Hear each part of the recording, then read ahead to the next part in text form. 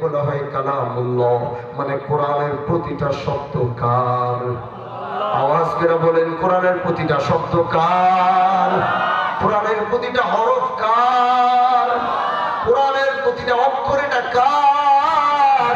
তাহলে কোরআনের প্রতি শব্দ, প্রতিটা হরফ এটা আমার আল্লাহর।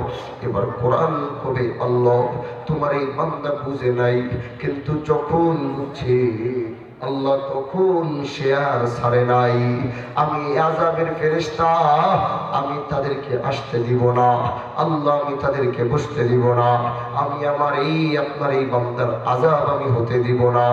এবার কোরআন এদের সাথে মোকাবেলা করবে, মোকাবেলা করে বান্দা আযাবের ফেরেশতা থেকে কোরআন তোমাকে হেফাজত করবে। এজন্য ভাই আল্লাহ আমাদেরকে এমন এক কোরআনের মালিক বানিয়েছেন, যে কোরআনের মধ্যে দুনিয়ার কারো কলম লাগে নাই, যে কোরআনের মধ্যে দুনিয়ার কোনো বড় আলেমের হাত নাই, যে কোরআনের মধ্যে দুনিয়ার কারো হাত নাই।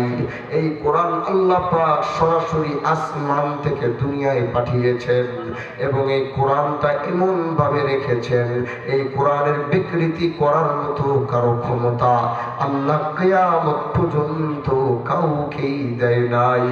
এজন্য সূরা রহমানের প্রথম দুইটা আয়াত, আল্লামাল কুরআন খালাকাল ইনসান, এই দুইটা আয়াত থেকে আমরা একটা মেসেজ পাওয়া গেলাম।